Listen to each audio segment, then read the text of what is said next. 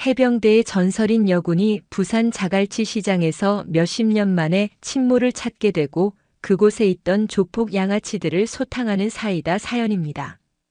구독과 좋아요를 해주시면 더 좋은 사연으로 보답하겠습니다. 부산의 새벽은 언제나 바다로부터 온다. 동쪽 하늘이 짙은 군청색에서 희미한 보랏빛으로 물들기 시작할 무렵 남항의 검푸른 물결은 밤새 품었던 차가운 한기를 무트로 밀어냈다.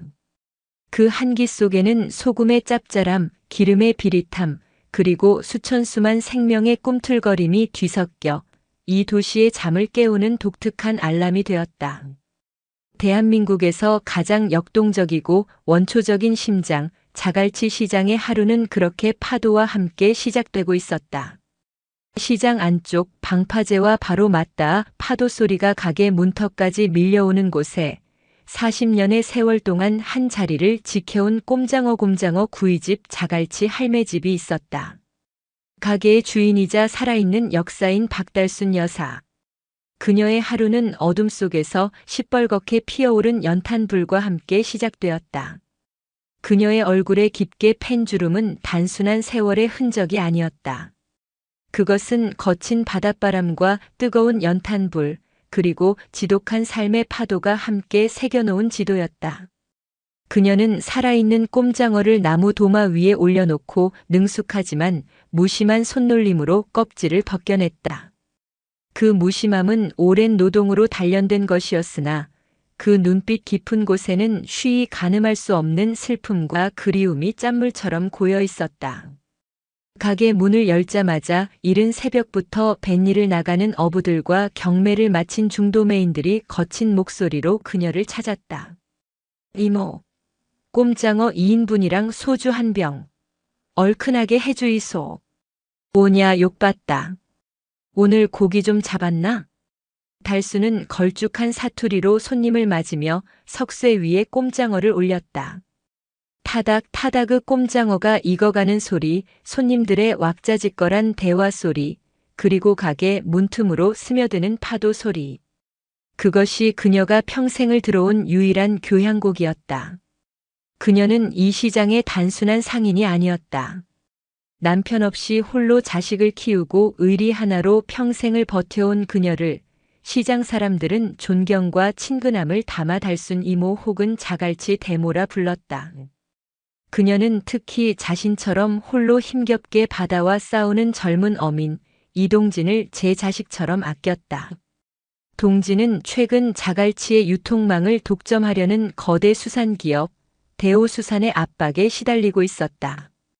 대호수산은 자신들과 독점 계약을 맺지 않는 어민들의 고기를 헐값에 후려치거나 아예 판로를 막아버리는 악랄한 방식으로 시장을 장악해 나가고 있었다. 동진은 그에 굴하지 않고 자신이 잡은 신선한 꼼장어를 달순과 같은 오래된 가게들에만 직접 납품하고 있었다.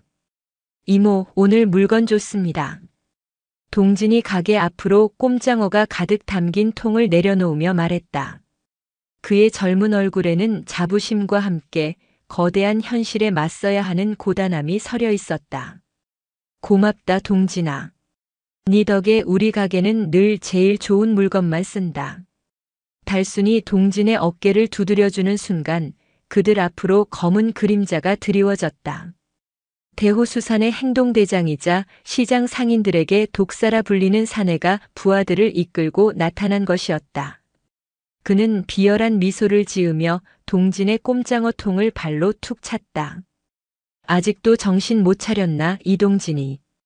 우리 최 회장님 사업 방해하는 놈들은 이 자갈치 앞바다에 고기밥으로 던져질 거라고 했을 텐데. 그리고 할매, 당신도 마찬가지야. 저런 피라미 새끼 물건 받아주다가 가게 통째로 바다에 수장되고 싶어? 달수는 조금의 동요도 없이 독사를 쏘아보았다. 여기는 니들 같은 양아치들이 함부로 날뛸 곳이 아니다. 여긴 우리 같은 사람들이 평생을 땀 흘려 일군 삶의 터전이야.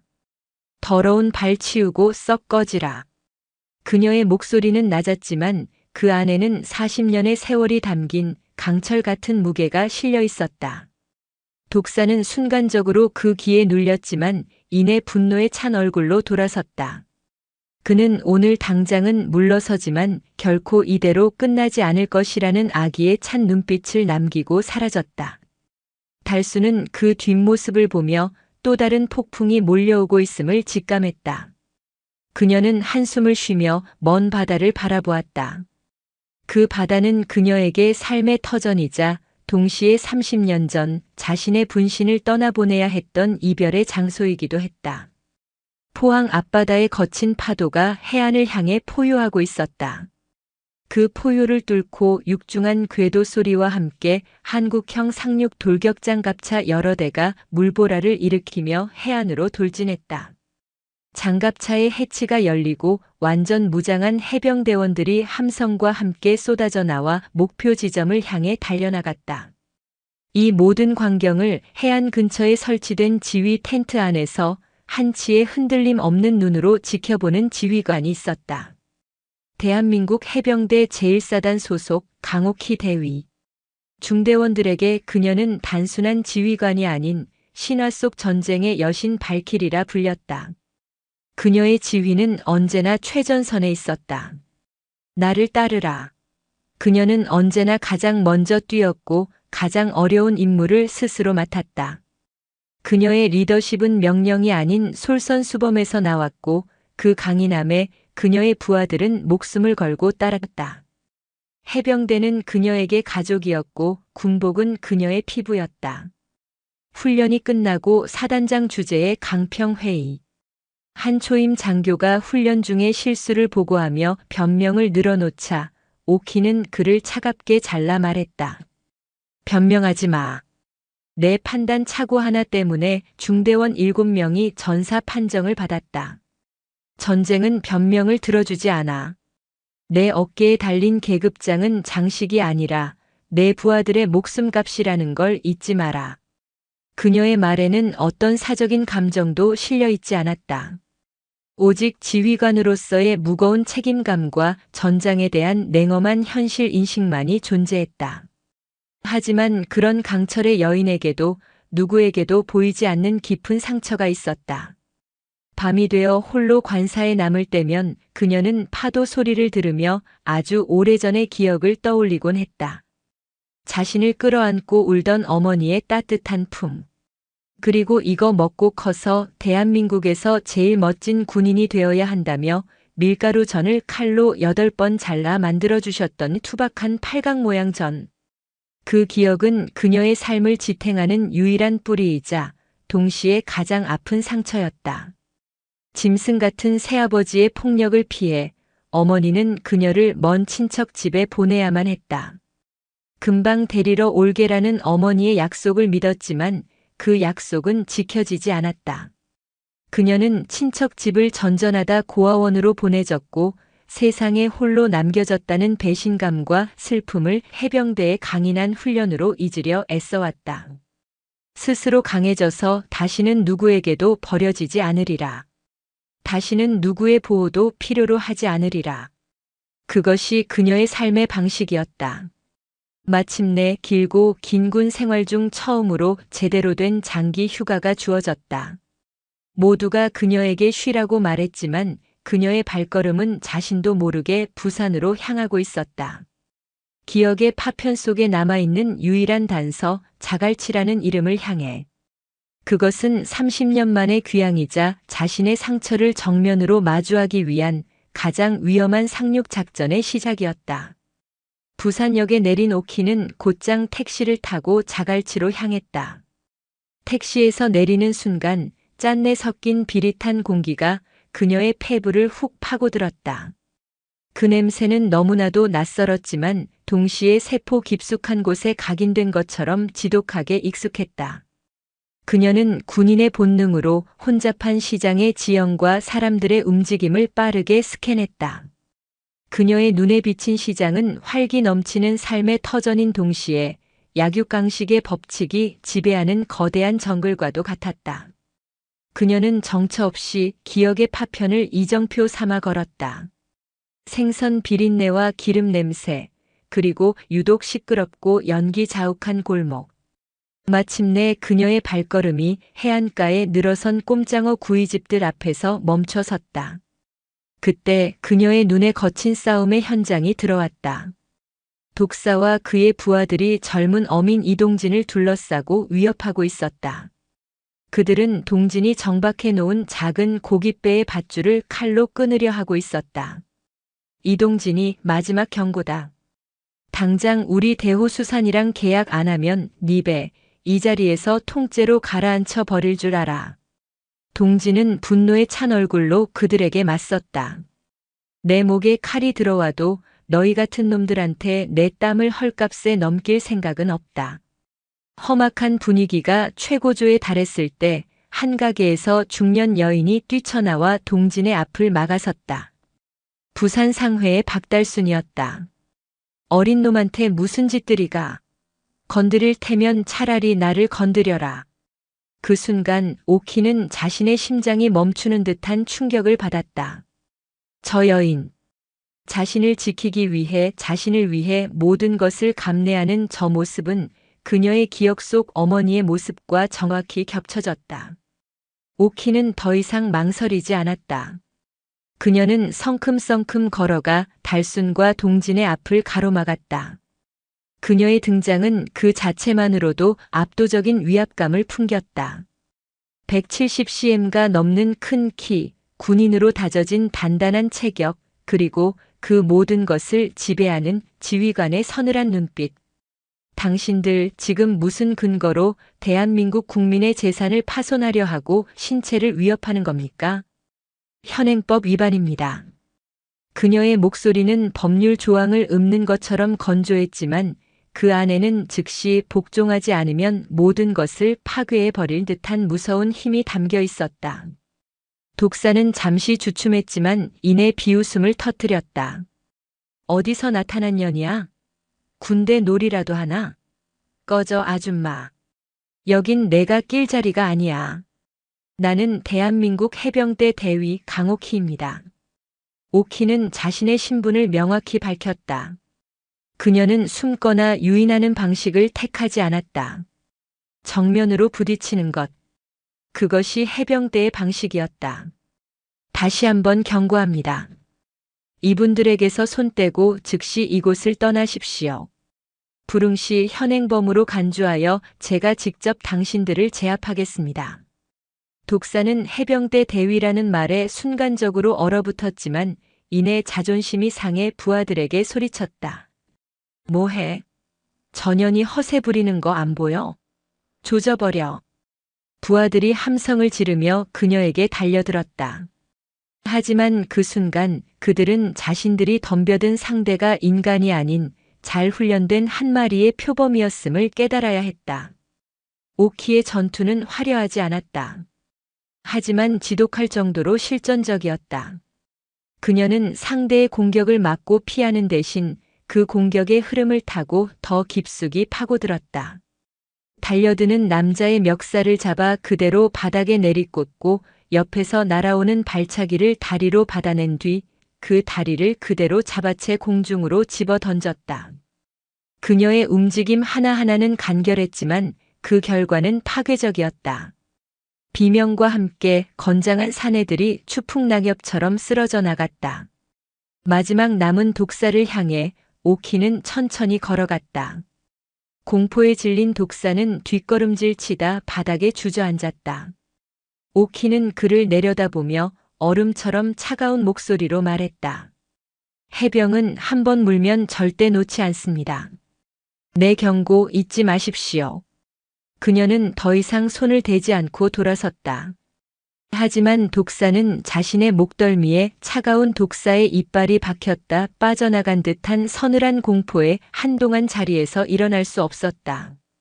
자갈치 부둣가의 모든 상인들과 어민들이 이 믿을 수 없는 광경을 숨죽인 채 지켜보고 있었다. 박달수는 멍한 얼굴로 자신과 시장을 지켜준 저 신화 속 여장군 같은 딸을, 아니, 저 낯선 여인을 바라보고 있었다. 독사와 그의 패거리가 썰물처럼 빠져나간 부둣가는 폭풍이 핥히고 간 후에 기이한 정적에 휩싸였다. 흩어진 꼼장어 뒤집힌 좌판, 그리고 깨진 소주병들 사이로 사람들은 마치 시간이 멈춘 듯 그 자리에 서 있었다. 그들의 모든 시선은 단 한 사람, 강옥희 대위에게로 향해 있었다. 경외와 두려움 그리고 믿을 수 없다는 경이로움이 뒤섞인 수십 개의 눈동자가 그녀에게 꽂혔다. 해병대 진짜 대위란다. 저 젊은 여자가 혼자서 독사 그놈을. 웅성거림이 파도처럼 번져나갔다.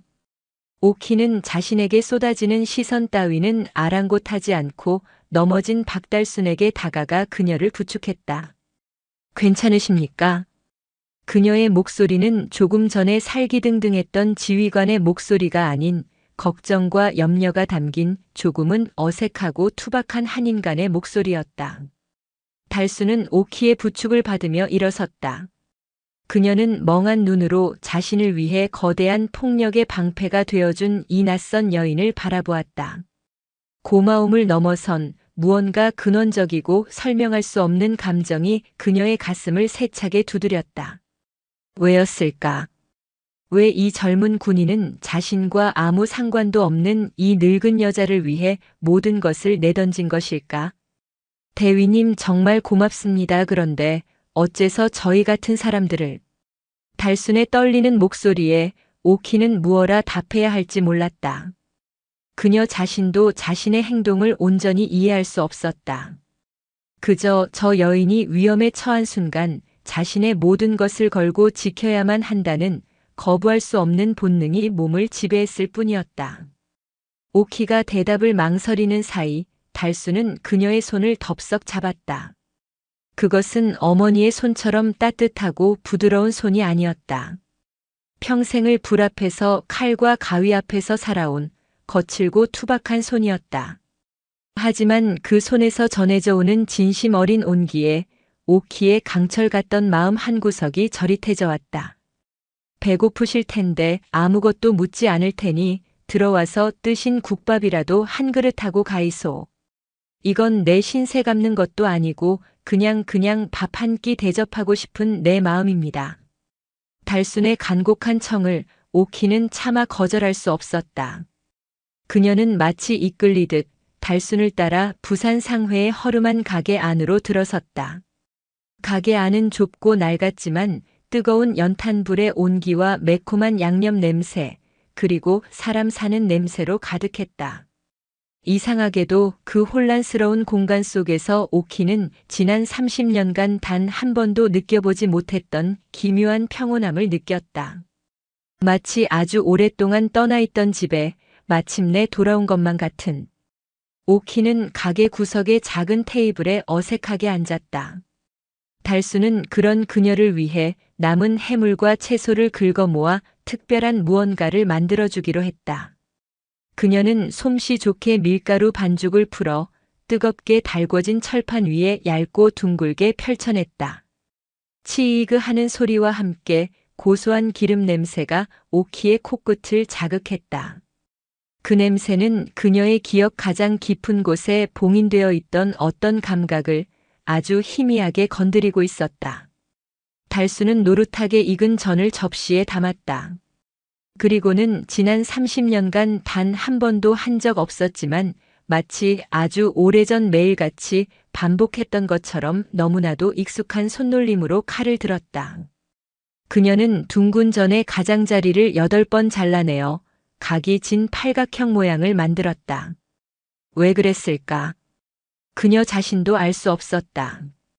그저 저 용감하고도 어딘가 애틋한 젊은 군인에게 무언가 특별한 것을 해주고 싶다는 마음이 그녀의 손을 그렇게 움직이게 했을 뿐이었다. 별건 아니지만 이거라도 들어요. 달순이 내민 접시 위 투박하지만 정성이 담긴 팔각형 모양의 전. 그것을 보는 순간 오키의 세상이 멈췄다. 그녀의 머릿속을 지배하던 모든 이성과 통제, 30년간 쌓아 올린 강철의 요새가 그 하찮은 밀가루 전 하나에 한꺼번에 무너져 내렸다. 봉인되어 있던 기억의 댐이 거대한 폭발과 함께 터져버렸다. 엄마, 나도 저 아저씨처럼 팔각모 사줘. 해병대 군인이었던 동네 아저씨의 모자를 부러워하며 엉엉 울던 5살의 어린 오키. 그런 자신을 웃으며 달래던 젊은 시절의 어머니. 울지 마, 우리 딸. 엄마가 세상에서 제일 크고 맛있는 팔각모 만들어줄게.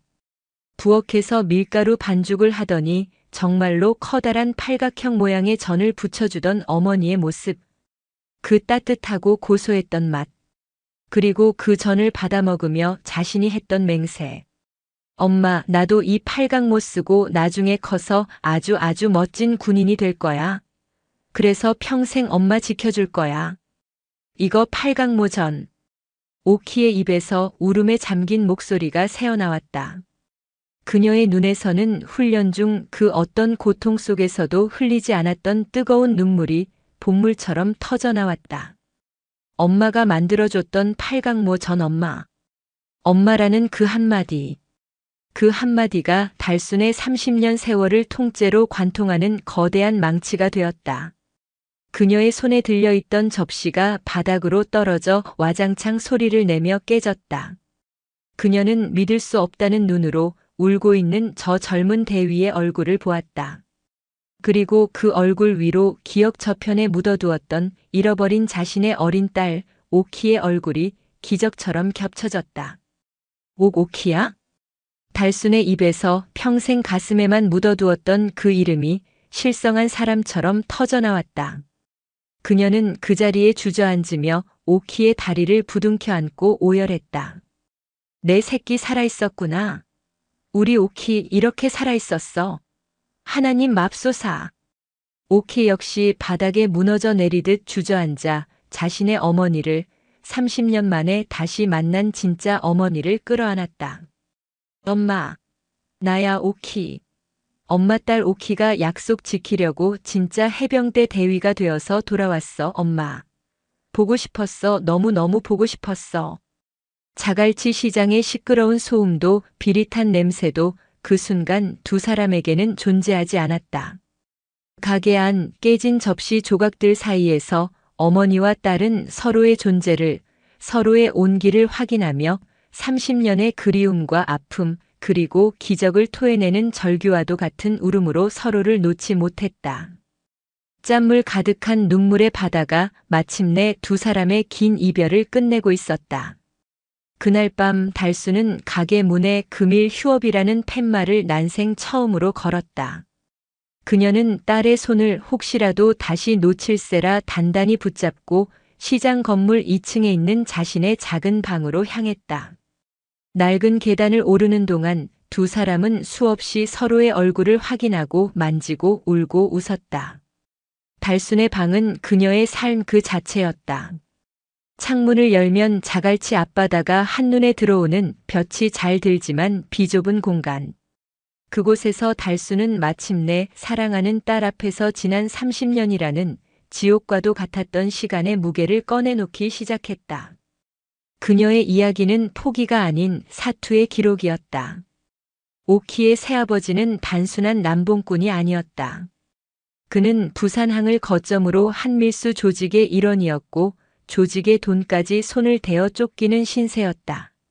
채권자들은 돈 대신 어린 오키를 다른 곳에 팔아넘기겠다고 협박해왔다. 그놈들에게서 너를 지킬 방법이 없었다. 이 어미가 힘이 없어서 그래서 딱 1년만 섬에 있는 먼 친척 집에 너를 보내놓고 내가 돈을 벌어서 모든 걸 정리한 뒤에 데리러 가려고 했어. 금방 데리러 갈게 그 약속 단 하루도 잊은 적이 없었어. 하지만 세상은 그녀에게 너무나도 가혹했다. 새아버지가 조직의 돈을 가지고 도망치면서 모든 빚과 책임은 고스란히 달순에게 돌아왔다. 그녀는 빚쟁이들과 조직의 위협을 피해 자신의 이름마저 버리고 전국을 떠돌며 숨어 살아야 했다. 몇 년 후 모든 것이 잠잠해졌다고 생각했을 때 그녀는 딸을 맡겼던 섬으로 달려갔다. 하지만 친척은 이미 섬을 떠나고 없었고 어린 오키의 행방은 그 어디에서도 찾을 수 없었다. 그때부터 이 어미의 삶은 죽은 거나 마찬가지였어. 그래도 죽을 수가 없더구나. 혹시라도 내가 살아 어딘가에서 나를 찾고 있을지도 모른다는 생각에 그래서 내 마지막 기억이 남아있는 이곳 자갈치로 돌아와 내가 좋아하던 이 바다를 보면서 평생을 속죄하는 마음으로 살아왔다. 오키는 어머니의 이야기를 들으며 자신의 심장을 옭아매고 있던 30년 묵은 오해와 분노의 사슬이 끊어져 나가는 것을 느꼈다. 자신을 강하게 만들었던 버림받았다는 도끼는 사실 어머니의 처절한 사랑이 만들어낸 거짓된 상처였음을 깨달았다. 어머니는 자신을 버린 것이 아니었다. 세상의 모든 풍파로부터 자신을 지키기 위해 자신의 삶을 통째로 방패로 삼았던 것이었다. 진정한 해병은 바로 자신의 어머니였다. 오키는 흐르는 눈물을 닦고 어머니의 주름진 손을 자신의 군인의 단단한 손으로 힘주어 잡았다. 그 손에 해병대 대위로서의 모든 명예와 의지를 담아 새로운 맹세를 했다. 엄마, 이제 다 끝났어요. 지난 30년의 아픔도 고통도 오늘부로 다 끝이에요. 어릴 적에 했던 약속, 이제 진짜로 지킬게요. 이제부턴 무슨 일이 있어도 제가 엄마의 갑옷이고 방패고 요새가 될게요. 이 강옥희가 엄마의 남은 인생을 목숨 걸고 지키겠습니다. 그것은 어린아이의 맹세가 아닌 강철 같은 의지를 가진 대한민국 해병대 대위의 자신의 어머니이자 자신의 조국을 향한 가장 뜨겁고도 장엄한 선서였다. 재회의 기쁨은 폭풍 전야의 고요함처럼 짧았다. 독사가 이끄는 패거리의 치욕적인 패배 소식은 즉시 대호수산 최일국 회장의 귀에 들어갔다. 그의 분노는 상상을 초월했다. 그것은 단순히 사업적 차질에 대한 분노가 아니었다. 자신의 왕국인 자갈치 시장의 질서를 뒤흔든 정체 모를 존재에 대한 오만한 지배자의 심기 불편함이었다. 고작 계집년 하나한테 내 부하들이 전부 개박살이나 내 이름에 똥칠을 해도 유분수지. 최일국은 마상철독사에게 직접 전화를 걸어 피비린내 나는 명령을 내렸다. 이번엔 그냥 겁만 주지 마. 그 할망구 가게 아예 잿더미로 만들어버려. 시장 바닥에 피를 뿌려서라도 내 말 거역하면 어떻게 되는지 본보기를 보여. 그리고 그 계집년 반드시 찾아서 2번 다시는 남포동 땅을 못 밟게 만들어. 그의 잔인한 명령은 자갈치 시장의 거대한 파도를 몰고 왔다. 다음 날 이전과는 비교도 되지 않을 만큼 많은 수의 조직원들이 대낮부터 부산 상회를 포위했다. 동시에 대호수산 소속의 대형 어선 여러 척이 바다 위에서 이동진의 작은 고깃배를 위협적으로 둘러쌌다. 육지와 바다에서 동시에 시작된 전면적인 공격이었다. 하지만 이번에 부산 상회는 무력하지 않았다. 그곳에는 대한민국 최강의 방패, 강옥희 대위가 있었다. 어머니를 가게 안으로 피신시킨 오키는 가게 입구를 막아선 채 다가오는 조직원들을 맞았다. 이번에는 단순한 싸움이 아닌 진지 방어였다. 그녀는 가게 앞에 낡은 테이블과 의자, 뜨거운 연탄 화로를 이용해 즉석에서 방어선을 구축했다. 그녀의 머릿속은 이미 전장의 지휘관처럼 가장 효율적인 방어 전술을 계산하고 있었다. 철아. 독사의 외침과 함께 조직원들이 쇠 파이프와 강목을 들고 달려들었다. 오키는 그들의 공격을 정면으로 받아내며 마치 성난 곰처럼 그들을 내동댕이 쳤다. 하지만 수적으로 너무나도 불리했다. 그녀가 몇 명을 쓰러뜨리면 더 많은 수가 파도처럼 밀려왔다. 바로 그때였다. 시장 전체를 울리는 거대한 고함 소리가 터져 나왔다. 이 개족 같은 새끼들아. 우리 자갈치에서 어딜 행패야. 평생을 바다 위에서 보낸 퇴역 선장 허씨였다. 그의 외침을 신호탄으로 기적 같은 일이 벌어졌다.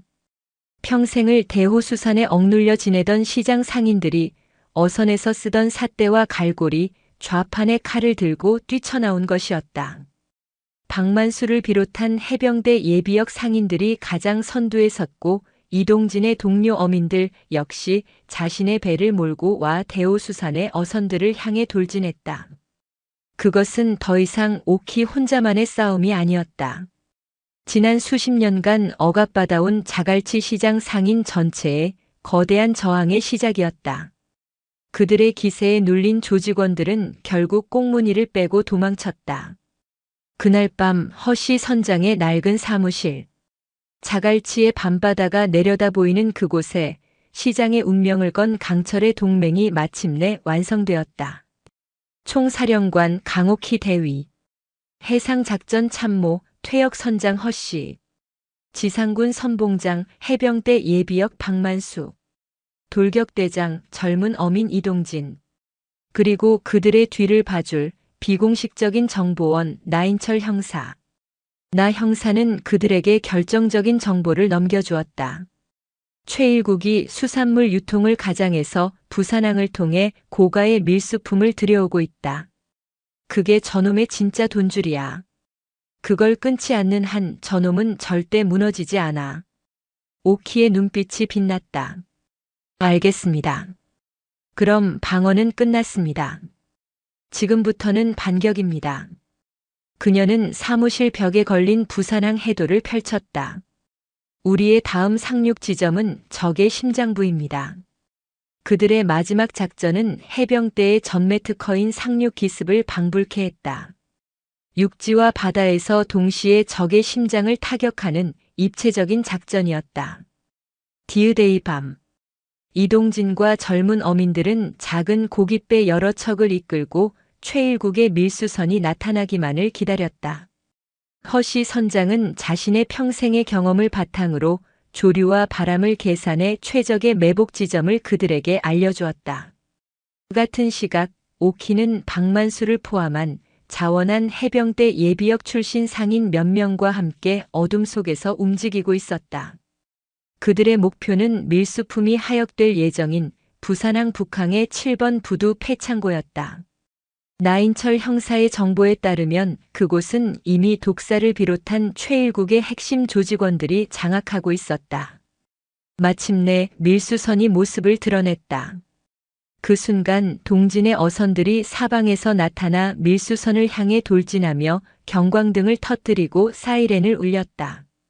해상에서의 소라는 육상에 있는 적들의 시선을 완벽하게 빼앗는 양동 작전이었다. 그 틈을 타 오키와 그녀의 비공식 해병대 분대는 폐창고의 가장 취약한 지점을 통해 소리 없이 침투했다. 창고 내부는 거대하고 음습했으며 곳곳에 무장한 조직원들이 깔려 있었다. 하지만 그들은 이미 전장이 아니면 살아갈 수 없는 훈련된 전사들이었다. 작전 개시. 오키의 신호와 함께 그들은 어둠 속에서 뛰쳐나왔다. 박만수와 예비역들은 녹슬지 않은 전투력으로 조직원들을 압도했다. 그리고 그 중심에서 오키는 오직 한 명의 목표 독사 마상철을 향해 폭풍처럼 달려들었다. 두 사람의 마지막 싸움은 처절했다. 그것은 선과 악의 싸움을 넘어선 생존을 위한 두 짐승의 싸움과도 같았다. 마침내 오키는 독사의 모든 저항을 무력화시키고 그의 숨통을 끊기 직전에 멈춰섰다. 법의 심판을 받아라. 그게 내가 너에게 베푸는 마지막 자비다. 오키가 창고 안에 가득 쌓인 밀수품 고가의 시계와 명품 가방들을 확인하고 나인철에게 신호를 보내는 순간 창고의 모든 문이 열리며 경찰 특공대가 쏟아져 들어왔다. 동시에 다른 경찰팀은 최일국의 펜트하우스를 급습하여 모든 범죄의 증거 앞에서 그를 현행범으로 체포했다. 자갈치를 지배하던 거대한 악의 제국이 그렇게 하룻밤 사이에 무너져 내렸다. 몇 달 후 자갈치 시장에는 거짓말 같은 평화가 찾아왔다. 최일국과 그의 조직이 와해되자 상인들은 스스로 자갈치 상인 협동조합을 결성했다. 이동진이 그 젊은 대표가 되었고 허씨 선장과 박만수가 든든한 고문이 되어주었다. 그들은 더 이상 거대 자본에 휘둘리지 않고 자신들의 땀의 가치를 스스로 지켜나가기 시작했다. 달순의 부산 상회는 시장 사람들의 도움으로 예전보다 더 번듯하게 재건되었다. 가게는 언제나 손님들로 북적였고 그녀의 얼굴에서는 지난 30년간 찾아볼 수 없었던 평온하고 행복한 웃음이 떠나지 않았다. 그리고 다시 몇 달의 시간이 흐른 어느 눈부신 봄날. 대한민국 해군의 최신의 상륙함 갑판 위 수많은 장병들 앞에 한 사람의 여군 장교가 서 있었다. 그녀는 이제 대위가 아닌 소령 진급을 앞둔 촉망받는 지휘관 강옥희였다. 그녀는 해외 연합 훈련을 위해 부산항을 떠나 머나먼 바다로 나아가는 중이었다. 그녀는 갑판 위에서 저 멀리 아스라이 보이는 자갈치 시장을 바라보았다. 그곳에는 그녀의 어머니와 새로운 가족이 된 시장 사람들이 그녀를 향해 손을 흔들고 있었다. 오키는 조용히 거수 경례를 붙였다.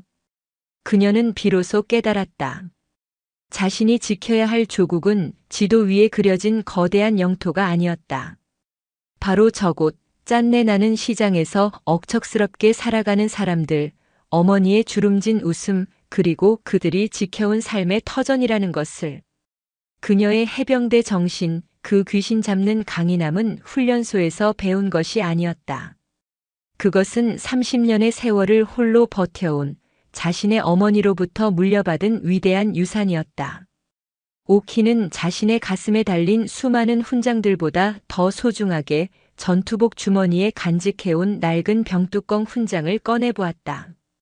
그것은 이제 녹슬고 빛바랬지만 그녀의 심장 속에서는 그 어떤 별보다도 더 밝게 빛나고 있었다.